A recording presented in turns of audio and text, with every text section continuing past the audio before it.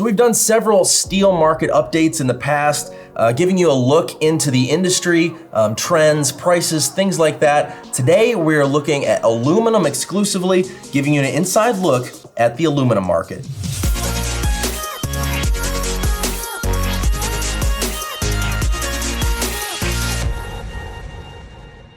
What's up, guys? Welcome to the Metal Roofing Channel. I'm Barnette.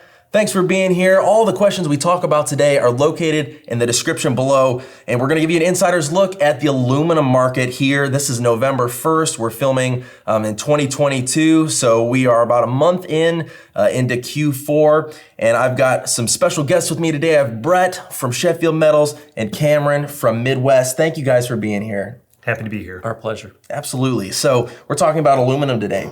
So Cameron, can you start first and tell me about Midwest and kind of where your information is coming from as we talk about this process? Yeah, so Midwest Metals, we are really a distributor of aluminum flat roll products, specifically for the pre-painted market, whether we are pre-painting it ourselves or selling it to customers that do their own painting. So that's kind of how we fit into this supply chain and this marketplace. Sure. And so when we're talking about aluminum and trends and kind of what we're expecting here, as a roofing contractor or a regional manufacturer, I want to know how this pertains to my business. So let's start with some real numbers here. Where are we sitting in November 1st, 2022? What kind of numbers are we seeing with aluminum right now?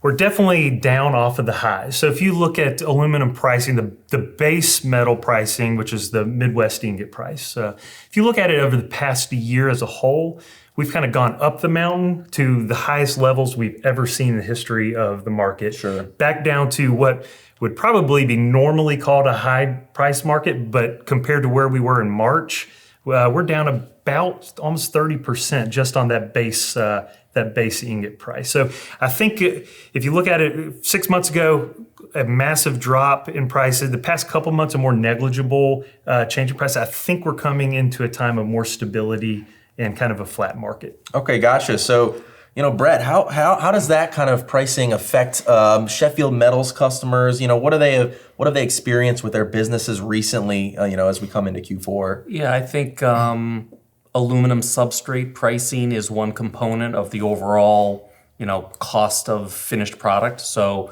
we have paint costs to consider, transportation costs, obviously labor to produce all this stuff. So while substrate might be down 25% or so, some of these other factors are actually up year to date. Gotcha. So if I'm purchasing coil from Sheffield Metals, that base substrate is only one factor that I'm actually receiving in that finished product. Correct. So what other kind of things have we seen with aluminum as we enter Q4? What are some trends that maybe both of you can share? Well, really, I think if you're wanting to watch the market, watch things in the world to see signs of where aluminum may go, as crazy as it sounds, you really have to look at worldwide events, worldwide politics. The aluminum prices have been altered dramatically from the war in Ukraine, Russia, who is a major producer of prime ingot, which goes heavily into the price of the Midwest ingot price.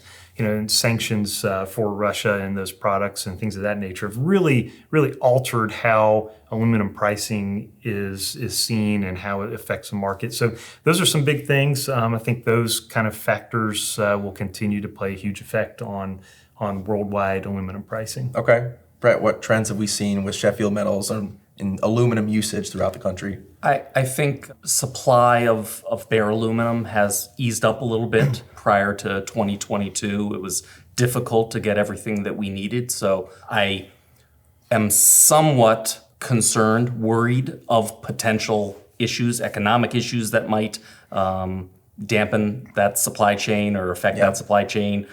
Issues in Europe, as you said, we are a global economy. We have electrical and energy issues abroad that affect capacity. Sure. Capacity here in the United States. And that, that's a question for you. What does capacity look like? There's not a lot of rolling mills and melting in the United States as there were, years ago. Do you see things easing up? Do you see things growing? I know there was something about SDI coming into the aluminum business. Yeah, great questions. I think we're entering into a time where the aluminum supply chain is getting back to a normal supply market. The past 2 years have been unprecedented. Very happy they're coming hopefully to an end, and we're getting back to a normal functioning market. That being said, there really aren't new rolling capacity online now. There have been many announcements for new rolling capacity. We're probably talking the 3 to 5 year window for that to come online. Now, what products those companies choose to make, that will kind of remain to be seen. From what I understand, they're more automotive can focused than building product focused, like the products that Sheffield sells. But anytime there's added capacity, the capacity increases for everybody. So I do expect a normalized supply chain, and then coming down the road in a few years, even more availability. And you mentioned ingots here, and we've talked on the channel before about how a huge percentage of the aluminum that Sheffield Metals provides their customers comes from recycled material. So what's that balance there? How do ingots play into pricing for material that's made largely of scrap? Yeah, so the actual aluminum ingot, big old block of ingot, that's really not used in the building products market. The trade of those aluminum ingots is how you get your Midwest ingot price. I could need someone with a PhD to really explain all of that, the interactions of that marketplace. But really for Sheffield Metals customers, for the building products world, you should really be proud that pretty much 100% of the aluminum that you sell is from recycled content. The aluminum industry and the architectural roofing world has a tremendous story to tell in the marketplace about just how green the products that we supply are, whether it's aluminum or steel. I obviously know much more about the aluminum market, and steel's got a very strong story to tell as well. So as we're entering into November here, Q4, what demands in construction have we seen for aluminum products? And things like that in the Sheffield world, but also, kind of around the country and around the world. Yeah, I mean, we've gone through a period of 2 years where aluminum demand has been incredibly strong. Some of the non-building product market segments that we supply into transportation, meaning RVs, cargo trailers, pontoon boats. I mean, when the pandemic hit, everybody bought a pontoon boat and everybody bought an RV and traveled the U.S. So those markets were incredibly strong for a few years. They're definitely coming back down to earth. They had to. We still see building construction very strong. Probably didn't hit the highs of the past 2 years of some of our other markets, but it's remained strong and steady. We see that still remaining pretty strong. Unfortunate and sad circumstances, but the hurricane in Florida that did so much damage, there will be some pent up demand when those insurance processes go through, and but we see probably maybe a little more regionalized building and construction demand throughout the country, but in the pockets where building and construction is strong, it's still going to remain strong for a while. And we've talked about how if you look at a product like PVDF and how demand might increase in another sector, that might reduce our ability to get that product for building products. Is that the same with aluminum? How does that affect our world? I don't think so. It's nowhere near the effect of like PVDF resin has been. I mean, if you've been in tune in this world, we've all learned that electric car batteries are coated with PVDF resin, just like architectural roofing products. So no kind of like here and not there and there and not here, effect. But as automotive products demand comes back on and it increases, it will tighten up some supply and limit, but a large effect, different marketplaces and different processes, different facilities making those products. Gotcha. Yeah, and let's talk a little bit about supply chain and that coming up here in Q4 towards the end of the year and even into 2023. What are some things that we might be able to expect or potentially see as far as supply goes?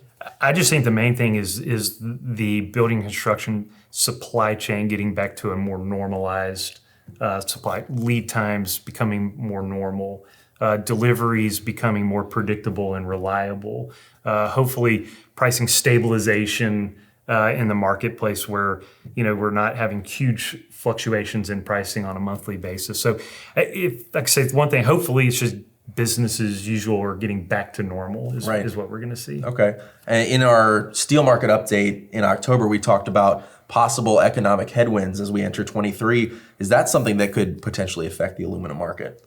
Oh, sure. Yeah, I think, interest rates rising, housing starts slowing, put less of a strain on both steel and aluminum demand. So that'll help things out. Obviously, 21, 22 and the robust volumes that we were doing then probably won't be the same for 2023, but obviously will help the supply chain, and I should say allow the supply chain to kind of recover from where it was. Yeah. Right. Mm-hmm. If I'm a Sheffield Metals customer purchasing aluminum, there's a good chance I'm on a coast. I'm installing or producing panels for those coastal saltwater environments. So what maybe can I expect? What should I be doing with my business to help prepare for the next few months, the next quarter into 23? What should I do with this information? I would say the best advice I could give someone in a coastal area who's relying day and day on pre-painted aluminum for the building and construction market is to really work as close as you can with your supply partners. There are just things that your suppliers can do to help you along the process and your planning process. The aluminum industry will become more normalized as far as the supply chain. The PVDF resin and the paint systems that are required for a warranty product on a coastline are still going to be very tight. It's probably not as bad as it was 6 months ago, but it's still very tight. So as much planning as a company can do for a project that they may have, they may assume that lead times that they don't really need to let their suppliers know because lead times have normalized, but any bit of planning that a company can do in advance is going to put them in such a better spot.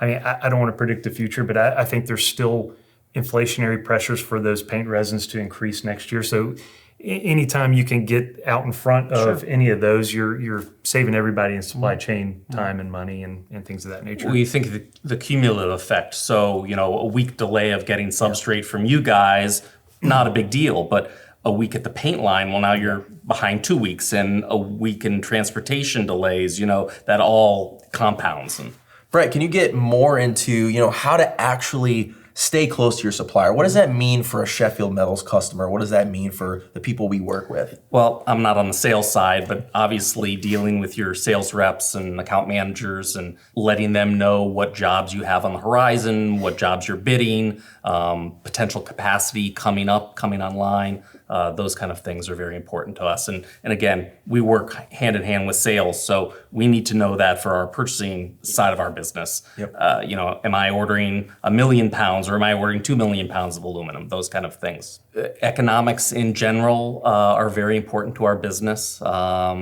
We look at as many data points as possible when we're trying to predict and forecast what, next quarter or next year looks like. So obviously staying close to your vendors, your suppliers, your account managers, what does your business look like? What do your needs look like? Those kind of things. You can't have enough conversations back and forth. I would just like to say, we value the long-standing relationship we've had with Midwest. They're one of our most important vendors. We look forward to growing that business in the future, and we're excited for 2023. Thank you. Mm-hmm. All right, Brett, Cameron, thanks so much. Really appreciate you coming on the channel today. If you have any questions, please comment down below and we'll answer them in the next video. Stay close to your supplier. In the meantime, subscribe here to the Metal Roofing channel. As always, I'm Thad Barnette, and we'll catch you next time.